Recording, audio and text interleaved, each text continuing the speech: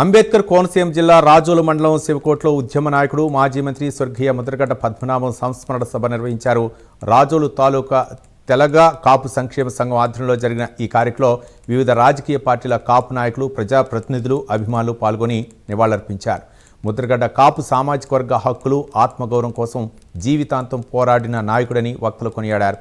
ఆయన ఆశయాలను కొనసాగించడమే నిజమైన నివాళి అని అన్నారు. పద్మనాభం గారు కాపు ఉద్యమ నేత. వారి జీవితమే కాపుల కోసం పోరాడిన మహా వ్యక్తి. వారు రాజకీయాలకు అతీతంగా కాపు ఉద్యమంలో పోరాడి కాపులకి ఎన్నో సాధించిన వ్యక్తి. ముఖ్యంగా మేము కోరేది ఈ రోజు రాజోలు తాలూకా సంక్షేమంలో మీటింగు పెట్టిన తర్వాత యువతను కోరేది, మీరు పాత రోజులు మర్చిపోకండి, మరి అవి కూడా గ్రహించి ముందుకు వెళ్ళండి. అందరూ కూడా అన్ని కులాలు కూడా ఒక నాయకత్వంలో ముందుకెళ్తున్నాయి.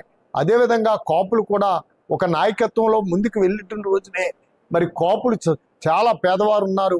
వారందరికీ న్యాయం జరగాలంటే మరి ముద్రగడ రంగా లాంటి నాయకుడు పుట్టాలనే మేము కోరుకుంటూ, స్వర్గీయ ముద్రగడ పద్మనాభం గారు వారి యొక్క జీవన విధానం గురించి, వారి యొక్క జీవితం ఏ రకంగా అర్పించారు ప్రజల కోసం, పర్టికులర్లీ కాపు కమ్యూనిటీ కోసం.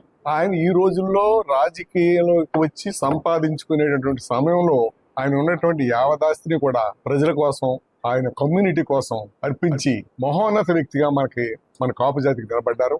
అనేక సందర్భాల్లో కాపు జాతికి జరగవలసిన మేలు జరగకపోతే అతిపెద్ద పదవుల్ని కూడా తృణప్రాయంగా వదిలేటువంటి మహా మనిషి ఆయన. వారు మంచి కుటుంబంలో పుట్టారు. జమీందారీ ఫ్యామిలీ, మున్సిబు గారి ఫ్యామిలీ అంతాను. అంతటి ఆస్తుల్ని, అంతటి కీర్తి ప్రతిష్టల్ని కూడా వదులుకున్న సందర్భాలు కూడా ఆయన మాట చెల్లుబాటు చేసుకుని ఆయన జాతికి మేలు చేయటం కోసం అనేక సందర్భాల్లో అనేక త్యాగాలకు సిద్ధమైనటువంటి మహా వ్యక్తి. అటువంటి వ్యక్తిని మనం కోల్పోవడం దురదృష్టకరం. ముద్రగడ పద్మనాభం గారికి నా జోహార్.